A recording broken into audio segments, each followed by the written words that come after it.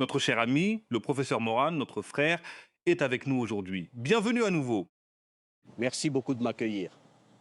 C'est toujours un immense plaisir.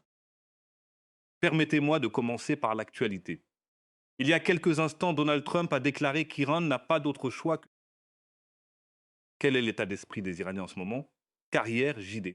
Vance, on nous a dit qu'il était en route vers Islamabad, mais il n'est pas encore parti.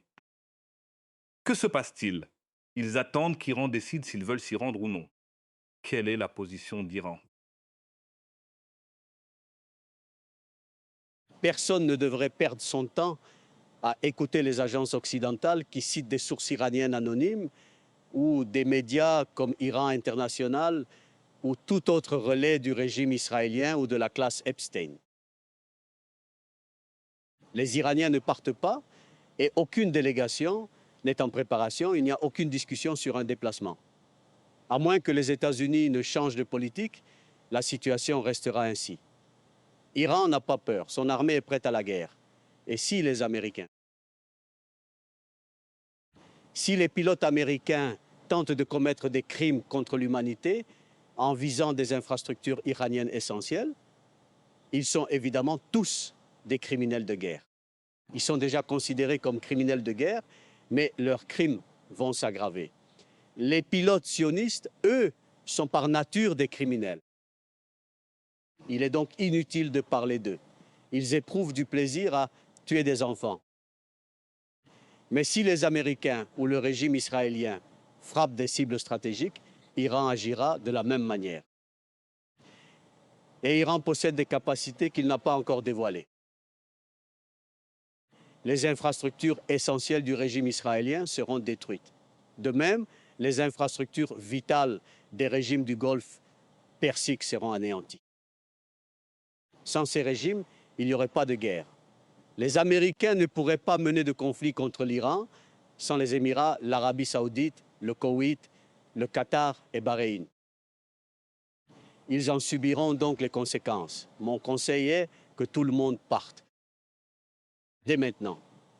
Car, comme vous le savez, si Trump met ses menaces à exécution concernant les infrastructures critiques pour tuer des enfants, car sans électricité, sans infrastructures essentielles.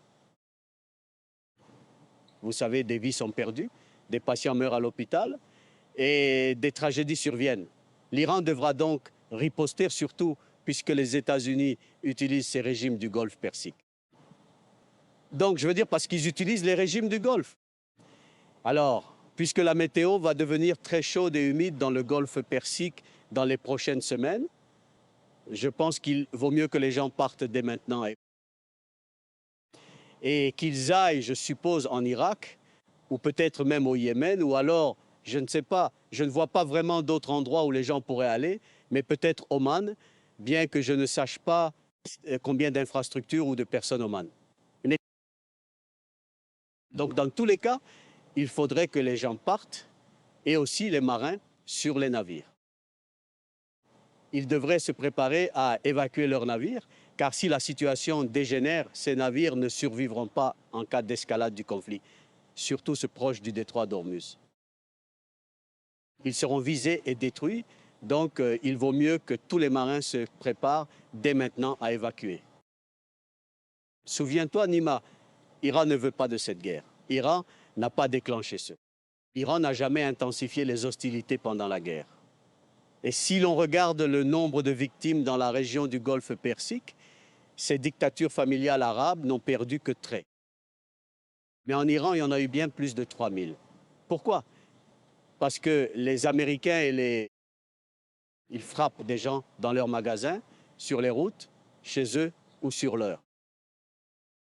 S'ils visent une personne, un individu précis, ils le frappent avec sa famille, ses enfants, ses petits-enfants. Bien sûr, les États-Unis ont pris pour cible des écoliers dans une école primaire et n'ont jamais présenté d'excuses ni exprimé. C'est un régime barbare. Ainsi, Iran veille à ne pas blesser de civils. Malgré l'ampleur des destructions dans le Golfe Persique, nous avons constaté que très peu de personnes de l'autre côté sont mortes. Voilà pourquoi, selon moi, il faut évacuer immédiatement, car nous ne voulons pas que des gens meurent. Mais selon moi, toutes les infrastructures pétrolières et gazières sont détruites. Et l'électricité, tout sera anéanti si Trump met sa menace à exécution. Nous allons donc vers une dépression économique mondiale. Il n'y aura plus de pétrole, de gaz, d'hélium, d'engrais, ni rien d'autre venant du Golfe Persique pendant des années, surtout pour les États-Unis et leurs alliés. C'est donc la responsabilité de Trump. Il ne faut pas oublier que le régime israélien pousse les États-Unis, et bien sûr Trump leur obéit pour une raison ou une autre, et ils sont responsables. Ils sont responsables de la situation actuelle, et ils le seront aussi pour tout ce qui va suivre. Pourquoi Iran ne considère-t-il pas qu'aller à Islamabad soit une bonne option pour eux? Quels sont les principaux obstacles du point de vue des Iraniens selon la perception d'Iran? C'est évident, il y a un cessez-le-feu. Nous avions un accord avec les États-Unis, mais les États-Unis violant ce cessez-le-feu. Cela se manifeste par un blocus imposé aux ports iraniens du Golfe Persique. C'est inacceptable. C'est une violation. Par conséquent, nous ne pouvons pas négocier dans de tels. Et si les Américains commencent aussi à bloquer les navires iraniens, ce qu'ils font déjà, cela rend toute négociation encore plus. Ils doivent aussi se rappeler que nous avons un grand nombre de navires dans le Golfe Persique. Et tous ceux qui ne seront pas détruits, les Iraniens les prendront comme compensation.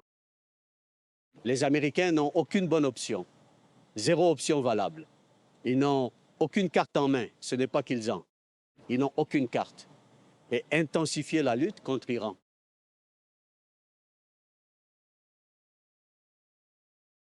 Cela ne fera qu'aggraver la situation pour les États-Unis. Et il faut que le monde entier comprenne que c'est la responsabilité de Netanyahou, du sionisme et de Trump. Si les habitants d'Argentine subissent les conséquences, ils savent parfaitement qui en est responsable.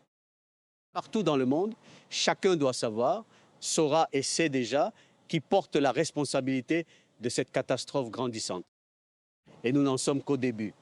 Ce n'est que la partie émergée de l'iceberg.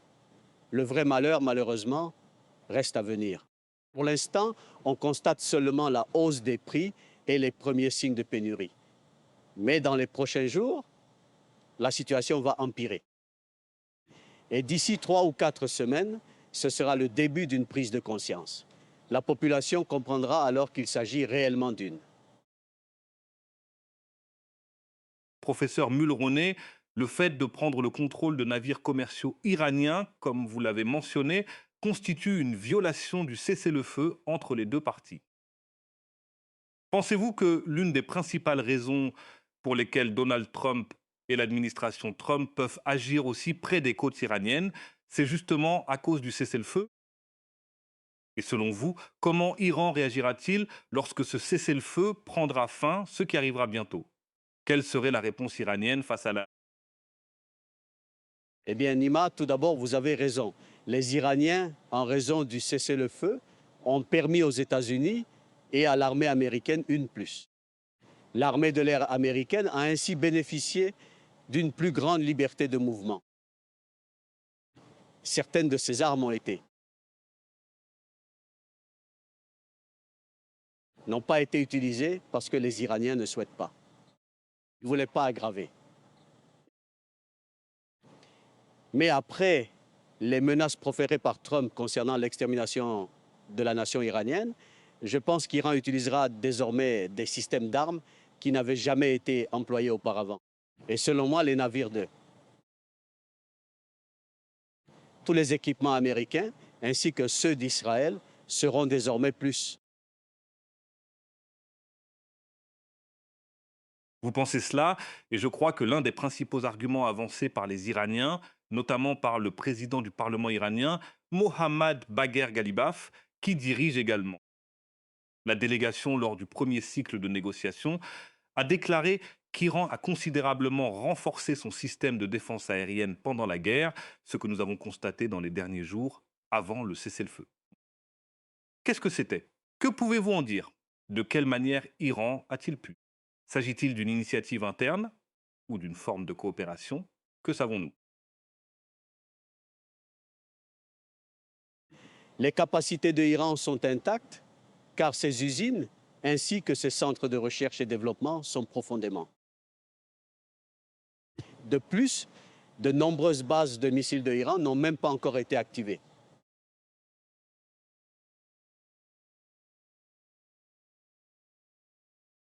Elles n'ont pas été utilisées. La majorité des bases de missiles de l'Iran n'ont même jamais. L'Iran a, je crois, déjà fait l'objet d'une. Depuis le début, l'Iran utilise une série de bases de missiles, car il ne veut pas que le régime américain ni le régime Netanyahou aient trop d'informations sur les autres bases. Ainsi, ces bases navales souterraines restent intactes. La plupart de ces ces centres de recherche et développement n'ont pas été touchés. Ces usines de fabrication de missiles et d'armes de haute. Donc l'Iran est aujourd'hui plus préparé qu'il ne l'était. Les Américains peuvent continuer à dire qu'il manque de missiles et de drones. Ils répètent cela depuis 40 jours. Mais comme on s'en souvient, lors des 2 dernières semaines de la guerre de 40 jours, les Iraniens frappaient de plus en. Ce n'est pas une guerre que les Américains peuvent gagner. Et s'il y a une offensive terrestre, je suis convaincu que les Iraniens les laisseront. Ensuite, ils commenceront à les frapper encore et encore, semaine après semaine, jusqu'à les forcer à se retirer dans l'humiliation. L'Iran ne va pas défendre chaque parcelle de territoire avec acharnement. L'Iran souhaite qu'ils entrent dans le pays, qu'ils s'impliquent à l'intérieur, puis de les affaiblir de l'intérieur. Rappelez-vous, nous en avons déjà parlé. L'Iran n'aime pas la guerre, l'Iran ne la souhaite pas. Mais dès qu'a commencé, j'ai dit que les Iraniens voulaient un conflit long. Pourquoi? Parce qu'ils ne veulent pas que cela se reproduise. Ils veulent que tout soit réglé une.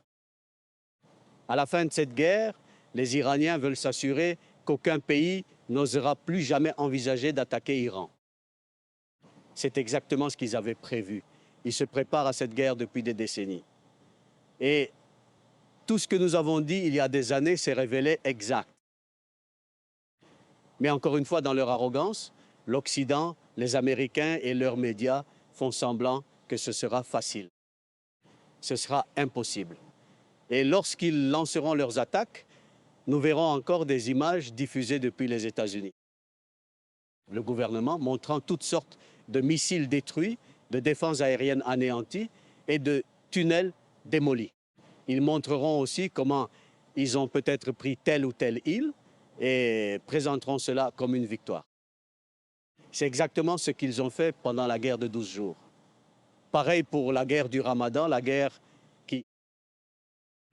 Vous voyez, nous venons de traverser cela et nous terminons à peine la trêve qui suit la guerre. Pendant ces 2 conflits, les médias occidentaux faisaient semblant, même ceux opposés à Trump, que leurs troupes réussissaient très bien. Mais avec le temps, il est devenu évident qu'il s'agissait de propagande et qu'ils n'allaient pas bien. Leurs actifs dans le Golfe Persique étaient détruits et le régime israélien, pendant 40 jours et 40 nuits, subissait des frappes incessantes. Quant aux supplétifs américains dans le Golfe Persique, qui font partie de cette coalition Epstein, certains plus inquiétants que d'autres, mais tous dangereux, ces régimes ont subi de lourdes pertes. Mais les représailles à venir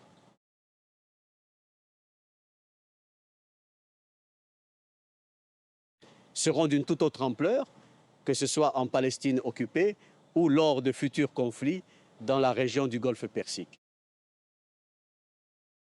Professeur Melendi, étant donné la quantité de désinformation et de fausses informations qui circulent actuellement dans les médias traditionnels, notamment sur X, qui semble désormais totalement sous occupation sioniste.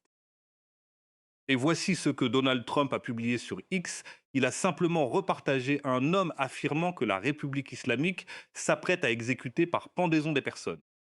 8 femmes. Et Donald Trump déclare qu'il demande qu'ils négocient. Il affirme qu'il va bientôt négocier avec les Iraniens. Il dit qu'il va leur demander de libérer ces femmes. Que se passe-t-il à chaque tentative de créer une agitation?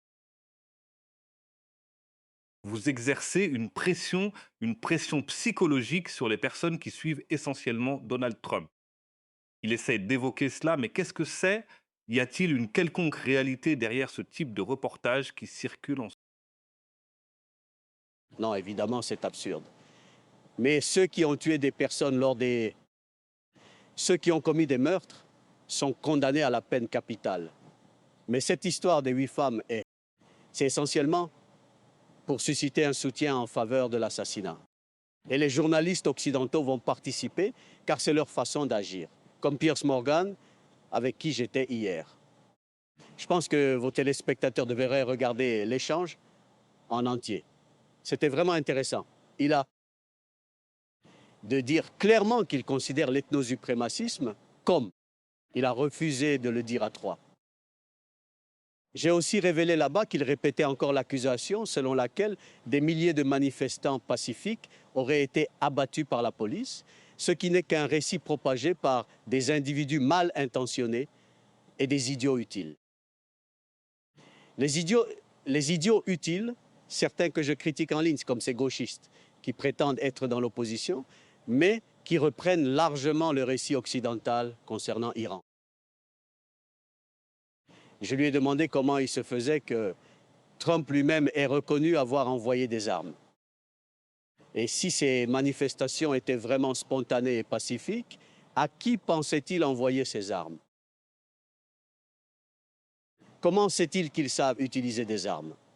Comment connaît-il leur identité? Il est évident qu'il s'agit de réseaux terroristes. Il s'agissait d'un soulèvement armé orchestré par les services de renseignement américains et ils sont responsables de morts fictives. Ce chiffre n'a servi qu'à provoquer une réaction. Ils ont créé un climat émotionnel pour justifier le massacre des écolières Kiel. Les mêmes journalistes qui prétendent qu'Iran tue des femmes innocentes, 8 personnes ou peu importe, ou que des milliers d'Iraniens ont été abattus. Ce sont eux qui restent silencieux sur les 168 petites filles massacrées à Minam. Tout ce qu'ils disent est faux. C'est de la propagande. Mais beaucoup voient désormais clair dans. Et cela ne fonctionnera plus. J'ai dit à Piers Morgan, si ces manifestations étaient spontanées, à qui envoie-t-il les armes alors? Comment sait-il même s'ils savent utiliser des armes? C'est évident tout cela. Des idiots utiles ont servi à justifier. En réalité, il n'y avait aucune justification, mais ils ont voulu créer une apparence de légitimité pour. C'est exactement ce qu'ils essaient de faire aujourd'hui. À chaque fois qu'ils veulent faire pression sur l'Iran, ils inventent. Demain, il pourrait y avoir une opération sous faux drapeau. Peut-être qu'aux États-Unis, une attaque contre une synagogue aura lieu et, je ne sais pas, quelques personnes seront tuées. Ensuite, on verra des photos de l'ayatollah Khamenei ou d'une autre personne, comme le passeport qu'on avait retrouvé à New York le 11 septembre, ce genre de choses. Donc, je ne prendrai rien de tout cela au sérieux. C'est évident qu'il prépare simplement le terrain pour une agression. Exactement comme on a vu Trump il y a quelques jours, disant que les Iraniens avaient accepté ceci, cela et encore cela. Pourquoi disait-il cela? Selon moi, il le disait pour pouvoir affirmer plus tard qu'ils avaient promis de faire tout cela, mais qu'ils ne l'ont pas fait. Ils ne l'ont pas appliqué, donc nous allons devoir les bombarder. C'est ainsi que fonctionnent les. Et souvenez-vous, la classe Epstein, en ce qui concerne le sionisme et l'Empire, ils sont tous d'accord. Ils détestent Trump, mais ils aimeraient voir le peuple iranien anéanti. C'est pourquoi, depuis des semaines, Trump répète qu'il va anéantir l'Iran, qu'il va ramener l'Iran à l'âge de pierre, et plus récemment, il a affirmé vouloir effacer toute civilisation. Avez-vous entendu l'indignation de grands journalistes occidentaux, suivis par des millions, des centaines de milliers, ou même des dizaines de milliers de personnes? Avez-vous vu des gros titres, des unes percutantes dans The Guardian ou le New York Times à ce sujet? Parle-t-on de crimes contre l'humanité? Dit-on qu'il doit être renversé, écarté, destitué ou destitué? Non, parce qu'ils sont tous pareils. Il n'y a pas de vraie différence. D'ailleurs, de nombreux comptes Twitter iraniens sont. Mon compte Facebook et mon compte Instagram ont été supprimés il y a longtemps. Il me reste donc qu'un compte Twitter et une petite chaîne Telegram. Vous pouvez la trouver sur mon compte Twitter, Vu la situation actuelle, je pense que mon compte Twitter sera bientôt supprimé, lui aussi. Donc si quelqu'un souhaite rejoindre ma chaîne Telegram, elle est disponible pour l'instant. Vous la trouverez sur mon compte Twitter. Oui. Professeur Merendi, je mettrai le lien vers votre chaîne Telegram dans la description de cette vidéo. Et toute personne souhaitant suivre le professeur Merendi peut consulter la description juste après cette. Je vais l'ajouter à cette. D'ailleurs, je le dis très franchement et clairement, si je suis visé, les Iraniens, je veux dire, il y en a d'autres aussi, mais certains Iraniens que je suis, vous pouvez les contacter et les inviter à participer à vos émissions. La vôtre. Je vous enverrai des listes après cette émission et je les transmettrai aussi à d'autres amis. Il est donc impossible qu'ils nous. Ils peuvent supprimer nos comptes, ils peuvent nous tuer, mais ils ne réussiront. Professeur Malandi, pensez-vous que... Je pense que l'une des conditions préalables aux négociations, pour un second tour, si cela a lieu, comme vous l'avez dit, sera de mettre fin au blocus des États-Unis. Est-ce l'une des conditions? Et quelles autres exigences avons-nous s'il existe des conditions préalables envers les États-Unis? Je veux dire, je n'ai assisté à aucune. Je n'ai eu que des appels téléphoniques avec des personnes impliquées qui faisaient partie de la délégation lors du dernier déplacement, celles qui m'avaient demandé de les accompagner. D'après ce que j'ai compris, il s'agirait du blocus et des navires qui ont été endommagés ou touchés ou détournés. Donc il se peut qu'il y ait d'autres conditions. Je ne sais pas, personne ne devrait considérer mes propos comme définitifs, mais c'est ce que j'ai compris. Mais il est évident que les Iraniens n'ont pas l'intention d'agir et tout ce que vous voyez venant de Reuters, d'autres médias ou de cette chaîne Iran internationale israélienne, ce ne sont que des outils de guerre psychologique. Oui. Et la deuxième partie serait, professeur Morandi, quels étaient les éléments essentiels, les principaux points lors du premier cycle de négociation? L'un d'eux concerne le détroit d'Ormuz et le second porte sur l'enrichissement d'uranium sur le sol iranien. Et quelle est la situation actuelle concernant le détroit d'Ormuz? Y a-t-il eu des messages venant des États-Unis? Nous savons qu'ils vous ont demandé de participer, ils voulaient profiter du détroit d'Ormuz, ce que la partie iranienne a refusé. Quelle est la situation actuelle concernant le... Comme vous le savez, je ne fais pas partie des négociations. J'ai quelques informations, mais pas tous les détails. Cependant, la situation du détroit d'Ormuz a changé de façon permanente. Les Iraniens ne négocieront pas à ce sujet. Le seul pays avec lequel les Iraniens accepteront de coopérer sur ce dossier, c'est Oman. Tous les autres devront simplement s'y faire. Le nouveau statu quo, que les Américains lancent une attaque ce soir et mènent une guerre de 6 mois, d'1 mois, de 2 semaines ou de 2 ans, la situation a définitivement changé. Et cela devra simplement être accepté par tous, par les régimes du Golfe Persique, s'ils survivent. Car si Trump déclenche cette guerre et qu'Iran est contraint de leur infliger ce qu'eux et leurs maîtres américains veulent nous faire, alors la plupart de ces pays cesseront d'exister, surtout les plus petits, voire probablement tous, du moins sous leur forme actuelle. Donc, quoi qu'il arrive, peu importe qui dirige dans la région du Golfe Persique, il faudra composer avec Iran comme puissance contrôlant le détroit d'Ormuz. C'est légalement valable. Ce n'est pas illégal, contrairement à ce qu'affirment certains. Et les experts occidentaux devraient plutôt s'inquiéter de la guerre. Ont soutenu contre Iran des actions par leur régime contre Iran et des milliers de morts qu'ils ont causés au lieu de se préoccuper du contrôle d'Iran sur le détroit. Nous avons eu un rapport du Wall Street Journal indiquant que plus de 25 pétroliers liés à l'Iran ont réussi à échapper au blocus dans le détroit d'Ormuz. Je pense que cela montre en partie les limites des États-Unis à imposer un blocus efficace. Et ce n'est pas comparable à ce qu'Iran détient dans le détroit d'Ormuz. Iran en tire profit avant tout grâce à sa position, car cela fait partie de la géographie iranienne. Et les États-Unis se sont beaucoup rapprochés, tout près des côtes de l'Iran, en agissant ainsi. Et il ne s'agit pas seulement de la durabilité de leurs actions, c'est aussi essentiel. On se souvient, lors de la guerre d'usure, qu'il s'agissait en quelque sorte d'un conflit d'usure entre les deux camps. Quelle est donc l'évaluation du côté iranien et dans quelle mesure les États-Unis sont-ils capables de poursuivre ce type d'opération? Eh bien, les Américains pensent pouvoir étouffer l'Iran. Mais si nos navires sont saisis, nous nous indemniserons en prenant des compensations sur les navires présents dans le golfe Persique. Ces navires appartiennent soit au Koweït, soit aux Émirats, à l'Arabie saoudite, à Bahreïn. Ils font tous partie de cette guerre. Ils sont tous coupables d'agression et complices dans ces actes. Ils devront donc payer les. Que ce soit par les droits de passage imposés dans le détroit d'Ormuz, par des compensations directes, ou par la saisie de navires et de leurs biens par Iran, Iran sera indemnisé. Les Américains peuvent saisir quelques navires, mais ce qu'Iran obtiendra en retour sera bien plus important.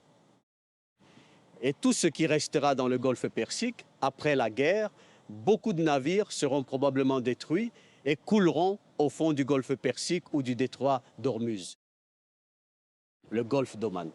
Donc, encore une fois, les Américains ne sont pas en... Et l'Iran possède de nombreuses frontières. Le Pakistan, l'Afghanistan, le Turkménistan, la mer Caspienne, qui forment une frontière entre l'Iran, la Russie et le... Il y a aussi l'Azerbaïdjan, l'Arménie, la Turquie et l'Irak. Nous n'avons donc aucun manque de points de passage pour le commerce. L'Iran est presque autosuffisant en produits agricoles. Cette année, il y a eu beaucoup de pluie dans tout le pays et Téhéran a connu une amélioration ces dernières semaines avec de la pluie ces 3 ou 4 derniers jours. Ainsi, l'agriculture devrait bien se porter cette année. Par conséquent, cela favorisera la création d'emplois, mais cela entraînera aussi une hausse des besoins d'importation de denrées alimentaires, notamment de fruits. Ainsi, l'Iran se trouve dans une situation par rapport à ce que les Américains espèrent, et encore une fois, il ne s'agit pas d'une guerre gagnable. Nous ne voulons pas de guerre, je le souligne. Certains, lorsque j'alerte ces familles arabes, ces régimes arabes du Golfe Persique, leur disant que la population devrait évacuer, me demandent si je cherche la guerre. Non, je les avertis simplement de ce qui va arriver, et c'est bien leur propre régime qui ont, en offrant ces bases aux États-Unis, en les autorisant, en finançant l'occupation américaine. Les États-Unis ne se contentent pas de contrôler le territoire, leur présence est. Et l'effort de guerre contre l'Iran est financé en particulier par 3 pays que je connais, le Qatar, les Émirats et l'Arabie. Pour les 2 autres, je n'ai pas d'informations. Ils font probablement pareil. Mais dans tous les cas, ces pays, ces régimes sont totalement complices. Donc ce que je dis, c'est que les gens devraient partir, car si Trump met ses menaces à exécution, il ne pourra le faire qu'avec l'aide de ces pays. Leur espace aérien, leurs bases aériennes, les bases qu'ils ont données aux Américains, les infrastructures civiles qu'ils utilisent et que nous savons utiliser, les ports que nous savons utiliser, les déserts qu'ils utilisent pour tirer des missiles. Nous connaissons tous ces. Lorsque la guerre commencera, les Iraniens vont riposter. C'est légitime et moral. Si l'Iran ne répond pas, cela ne fera qu'encourager les Américains à continuer de détruire les infrastructures iraniennes. Nous allons donc riposter contre les pays qui ont aidé les États-Unis et lorsque leurs infrastructures seront détruites, la dépression mondiale deviendra permanente.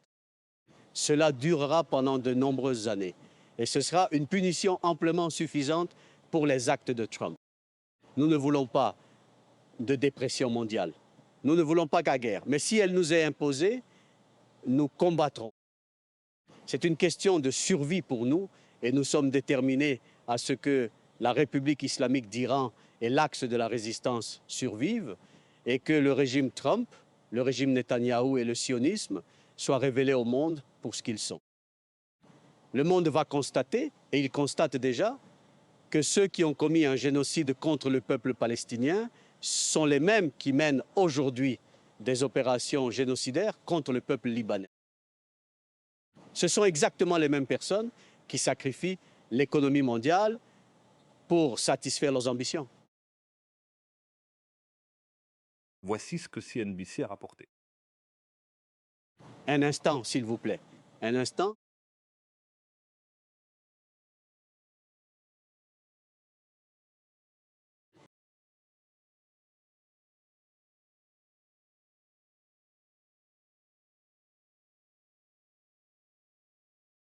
Oui, nous avons reçu quelques informations de CNBC. Le professeur Miranda sera de retour dans un. Mais en fait, il pose des questions à Donald Trump. Désolé pour cela. Voilà, professeur Miranda, voici ce qu'on a demandé à Donald. Un journaliste de CNBC lui a demandé s'il affirmait qu'il fallait au moins envisager un accord signé aujourd'hui ou demain. Sinon, il reprendrait les bombardements sur Iran. Et Donald Trump a répondu qu'il s'attendait à bombarder car selon lui, c'est une meilleure posture à adopter.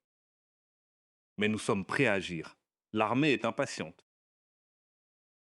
Et de quel type d'accord parle-t-il? Je l'ignore.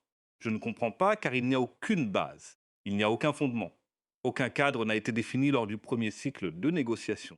Il parle de signer quelque chose. Mais de quoi s'agit-il exactement? Il raconte n'importe quoi. C'est un psychopathe. Il n'est pas.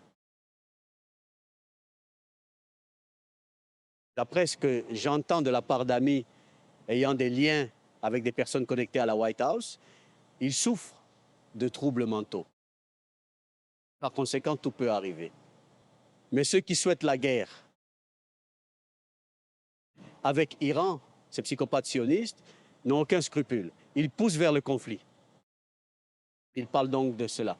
Souvenez-vous, il y a 2 ou 3 jours, il disait qu'Iran avait tout. Et il a donné des informations, mais aucune n'est vraie. Tout est inventé. D'ailleurs, Dr Golibov l'a clairement signalé dans son. Voyez-vous, qu'est-ce qui s'est passé? Où est le problème? Le problème, c'est d'abord que les États-Unis ont mené des actes d'agression, de guerre et des crimes contre l'humanité. Bien sûr, aux côtés du régime Netanyahou, mais nous avions instauré un.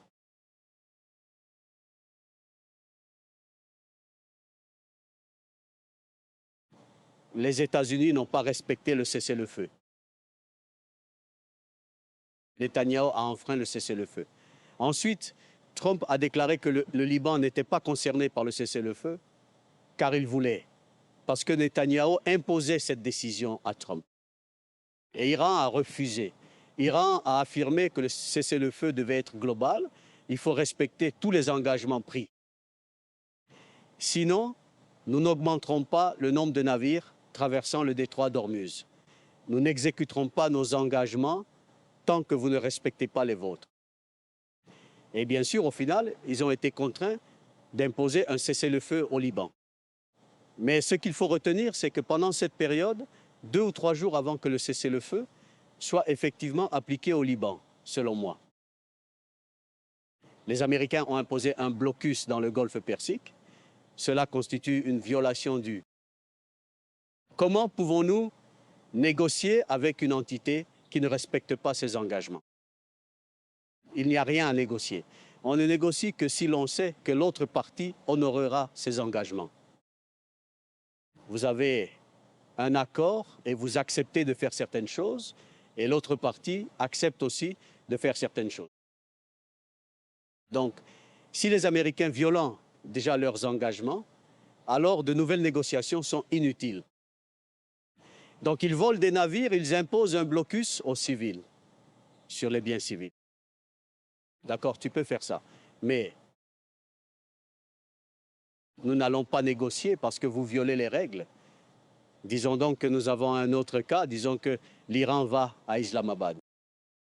Les Américains se diront, la dernière fois, nous n'avons pas respecté nos engagements, donc nous en prendrons à nouveau, mais nous ne les tiendrons pas. Inutile. C'est pour cette raison qu'Iran ne prévoit pas d'y aller danser. Cela n'arrivera tout simplement pas. Et Trump peut faire semblant qu'Iran a accordé toutes sortes de... C'est possible. Personnellement, je pense, et je l'ai dit il y a quelques jours, qu'il raconte souvent n'importe quoi. Évidemment, nous le savons. Mais je disais que si ce n'est pas comme d'habitude, alors il essayait de faire croire au public qu'Iran avait promis tout cela. Et plus tard, il dira que les Iraniens n'ont pas respecté leurs promesses, alors qu'en réalité, ils n'en ont fait aucune. Les Iraniens n'ont pris aucun. Mais il va simplement le dire pour satisfaire sa base. Sa base n'est pas vraiment composée de personnes très. Et bien sûr, ils ne sont pas très intelligents.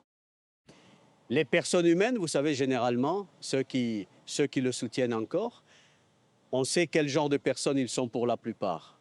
Mais quoi qu'il en soit, il dit cela pour eux, afin que lorsqu'il commettra un acte d'agression, il puisse leur dire, eh bien, ils avaient promis de faire tout cela, ils ne l'ont pas fait, donc nous sommes obligés de les attaquer. C'est essentiellement ce qu'il essaie. Donc, tout ce qu'il dit aujourd'hui n'a aucun sens. La seule fois où il y a eu des négociations directes entre Iran et les États-Unis, c'était le jour où le docteur Kalibaf était à Islamabad. Certains disaient, vous avez mené des négociations directes. Non. Avant les discussions à Islamabad, il n'y a jamais eu de négociations directes. Il n'y avait que des échanges de messages et nous en avons parlé. Après Islamabad, il n'y a plus eu de négociations directes, seulement des messages échangés, comme cela se fait depuis des années. Donc, les seules négociations directes ont eu lieu le jour où j'étais moi-même. Ah, je ne participais pas aux négociations, mais j'étais présent. C'est le seul jour où il y a eu des discussions. Professeur Merendi, d'après l'expérience des Iraniens lors du premier cycle de négociations, pensez-vous qu'ils estiment, il me semble qu'Iran ne perçoit aucun sérieux du côté américain? Ils sont là simplement pour donner une impression de mouvement. En réalité, on observe davantage d'actions dans les tweets ou publications de Donald Trump que chez les négociateurs américains. Quelle a été l'expérience? Quelle est l'évaluation actuelle des négociateurs américains? Avant les négociations à Islamabad, le docteur Kalibaf et l'ayatollah Khamenei ont discuté du cadre et un cadre a été établi. Lorsque le docteur Kalibaf s'est rendu à... Il n'était pas nécessaire qu'il contacte qui que ce. Il avait le pouvoir de prendre des décisions. En revanche, Vance n'avait.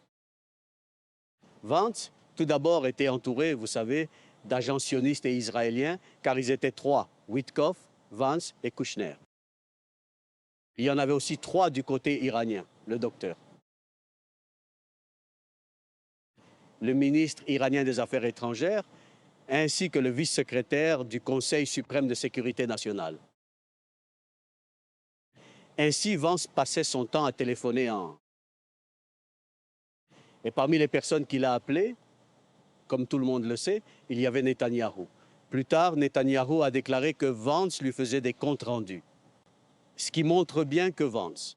Netanyahou a ajouté que, tout comme d'autres hauts responsables américains, Vance lui transmettait des... On pourrait presque croire que Netanyahou est le président des États-Unis.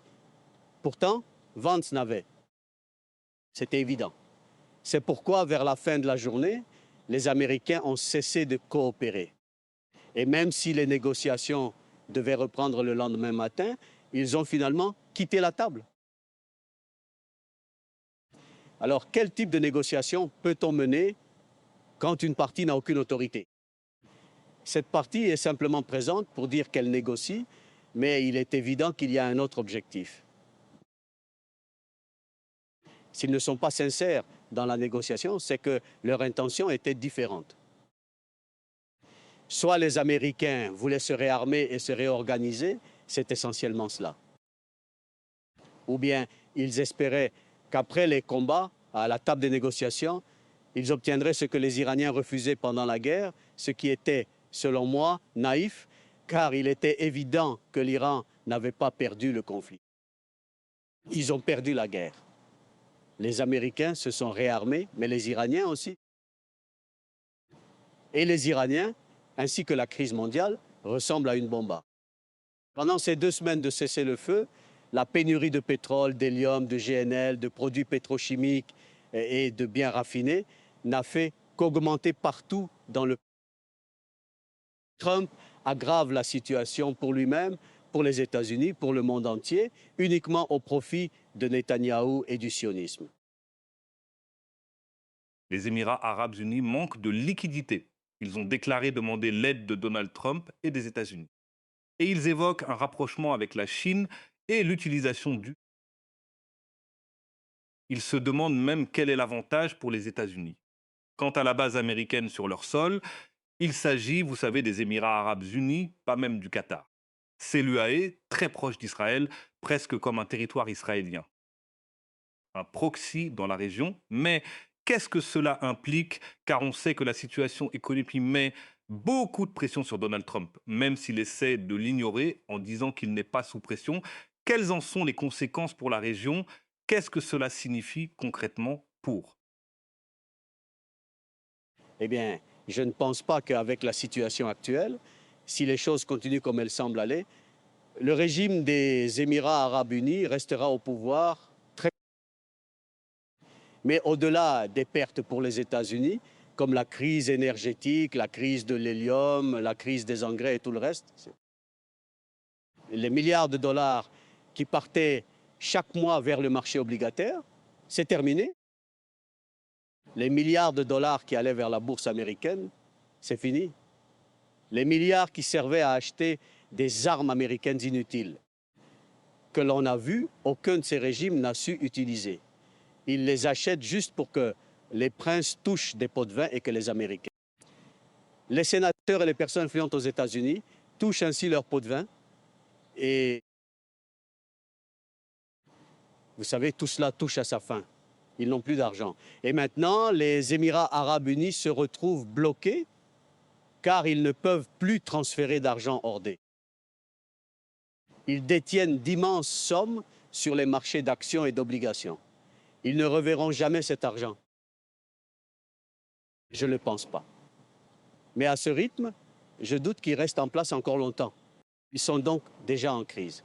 Mais cette fois, si la guerre se déroule comme Trump l'affirme, la situation sera bien pire pour les Émirats arabes unis que tout ce qu'ils ont connu jusqu'ici. Ce sera fatal pour le régime. C'est pourquoi, encore une fois, je conseille aux personnes qui vivent actuellement dans ces pays de partir pour Oman. Elles devraient partir, si possible, en avion tard ce soir ou en tout cas avant la fin du. Il serait préférable qu'elles se rendent en Irak ou peut-être en Jordanie. Même le Yémen, si ce pays accepte malgré le conflit en cours avec l'Arabie. Mais la situation est extrêmement grave. Nous sommes prêts à la guerre. Nous sommes prêts à mourir, mais nous ne nous soumettrons pas à l'Empire.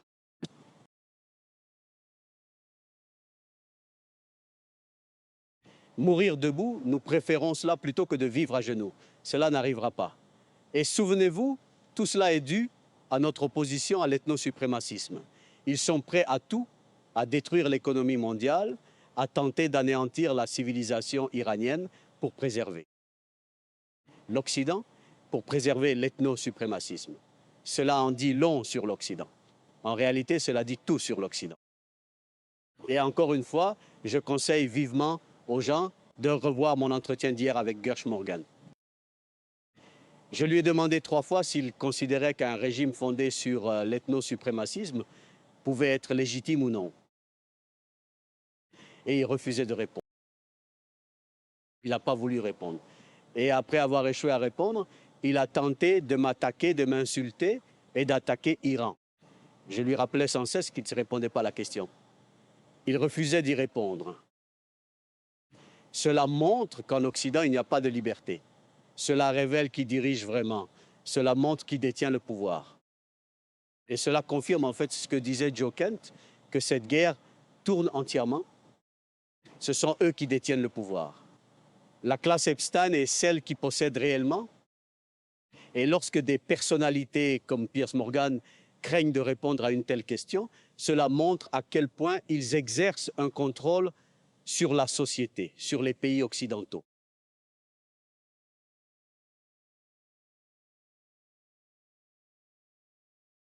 Professeur Morandi, dès le début, la résistance irakienne a combattu aux côtés des Iraniens. Et nous savons que Donald Trump fait beaucoup pour exercer une pression sur leur économie. Ils évoquent aussi le flux de dollars vers leur banque centrale, des dollars irakiens. Les Américains veulent voler parce qu'ils contrôlent les finances de l'Irak pour un tel jour. Et ils veulent étrangler l'Irak afin de le soumettre aux États-Unis. Cela ne fonctionnera pas. L'effet sera inverse. Cela va provoquer l'indignation et pousser la résistance en Irak à dire que c'en est trop.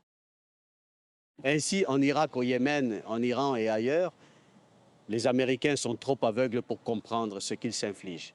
Ils pensent qu'en blessant, tuant et étranglant des gens, en tuant des enfants, ils peuvent agir comme au XIXe siècle.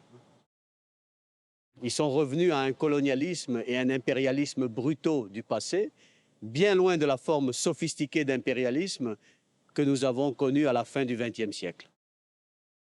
Ils ont fait marche arrière, mais le monde a changé.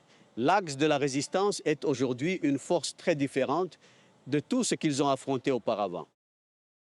L'axe de la résistance incarne la résilience et il vaincra les États-Unis. Si ceux-ci veulent la guerre, ils seront défaits. Nous ne voulons pas là. Nous n'aimons pas voir la mort et la destruction. Nous n'aimons pas la misère. Nous refusons que les Américains et les Israéliens bombardent nos enfants, nos hôpitaux, nos écoles, nos universités, bombarder nos autoroutes, bombarder nos ponts. Non, nous ne voulons pas cela. Mais s'ils persistent dans cette voie en agissant comme des barbares, nous riposterons avec toute notre force. Et nous veillerons à ce qu'ils soient vaincus. Cela signifie-t-il qu'aux yeux de l'Iran, les États-Unis sont incapables de négocier, incapables de conclure des accords plutôt que de simples arrangements? C'est donc le champ de bataille qui décidera du futur de la région. Il semble bien. Il semble bien. Les États-Unis ont mené une guerre contre l'Iran, 2 guerres contre l'Iran, et ils ont l'audace d'imposer un blocus au port iranien tout en prétendant agir de façon humaine pendant que ces journalistes et sa classe politique se présentent comme civilisés alors que leurs dirigeants appellent à l'extermination du peuple iranien et ils osent se proclamer démocratie. Et ensuite, des personnalités comme Piers Morgan et d'autres diabolisent Iran jour et nuit afin de préparer l'opinion à une agression. Mais ils sont trop lâches pour dire clairement si la suprématie ethnique est légitime. Voilà à quoi nous sommes confrontés. Voilà l'Occident. Et il est l'ennemi de son propre peuple. La classe Epstein, la classe dirigeante, ce sont les ennemis de leur propre peuple. Leurs citoyens sont tout autant victimes que nous. Et lorsque la crise économique mondiale frappera et que nous connaîtrons une dépression, si les choses évoluent comme Trump le menace, alors les personnes qui seront touchées à travers le monde incluront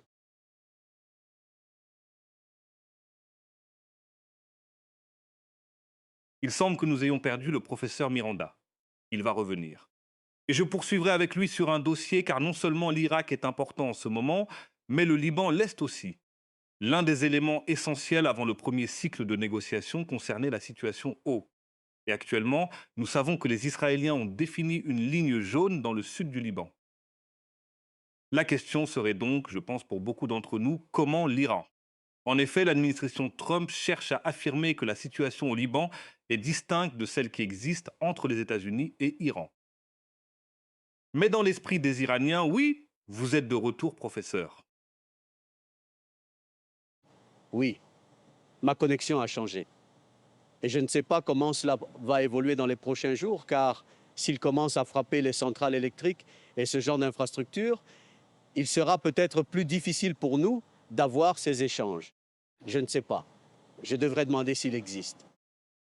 Des endroits où je pourrais faire des interviews comme la dernière fois, mais puisque la nature des frappes sera de viser tous les Iraniens et de détruire la civilisation iranienne, il pourrait devenir plus compliqué pour moi de communiquer à l'avenir. Quoi qu'il en soit, j'ai changé ma connexion.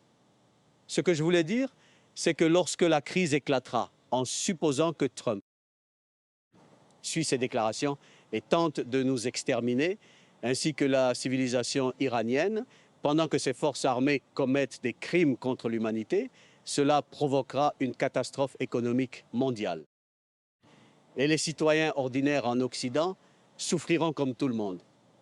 Ils sauront qui est responsable de leur souffrance. Ce sera le sionisme, ce sera Netanyahou, ce sera Trump. Les peuples du Sud global en seront pleinement conscients. La majorité mondiale le saura. Ainsi, Trump agit contre ses propres intérêts. Les sionistes se nuisent eux-mêmes, car le pire pour eux serait que le monde les voit à la fois comme génocidaires et responsables de la destruction des vies à travers la planète. Professeur Marandi, nous savons que les Israéliens ont tracé une ligne jaune au sud du Liban et Donald Trump fait tout pour présenter la situation du Liban comme différente de celle de l'Iran, alors que pour les Iraniens, ce n'est pas le cas. Du point de vue de l'Iran, tous ces conflits sont liés. Il ne s'agit pas seulement du Liban, mais aussi de Gaza, de la Cisjordanie, de la Palestine. Tout est. Que pouvons-nous dire? Hier, j'ai eu une conversation avec Paul Kerrigan. Selon lui, sa question principale est pourquoi personne dans la région ne demande, lors des négociations avec les États-Unis, de quoi il. L'agenda israélien, vous savez, le concept du Grand Israël, que signifie-t-il? Pas seulement pour Iran, mais pour toute la région, pour la Turquie. Pourquoi personne ne pose-t-il cette grande question, qui est la question centrale, le fondement de tout ce qui se passe en Cisjordanie, à Gaza, au Liban et maintenant contre Iran? Parce qu'ils sont des intermédiaires. Ce sont tous des intermédiaires. Ils font tous partie. Ils sont compromis. Si les gens ne l'ont pas compris jusqu'à présent, ils ne le verront plus à partir de maintenant. Si les gens ne voient pas ce que fait le gouvernement turc, alors ils ne le verront plus à partir d'eux. S'ils ne voient pas ce que font la Jordanie, l'Arabie saoudite et les autres, ils ne le verront pas à partir d'eux. Mais Iran n'autorisera pas l'accès de la résistance, n'acceptera pas que le régime israélien occupe le sud du Liban et la résistance ne délaissera pas le peuple palestinien. Le régime israélien est en train de perdre. Le sionisme recule. Le monde l'est. Cela aura d'immenses conséquences. Les États-Unis ne gagneront pas cette guerre. Il faut donc se préparer pour les jours, les semaines et les mois à venir. Mais le temps ne joue pas en faveur des. Merci beaucoup, professeur Marandi, d'avoir été avec nous aujourd'hui. C'est toujours un grand. Merci de m'avoir invité, Nima. C'est toujours un.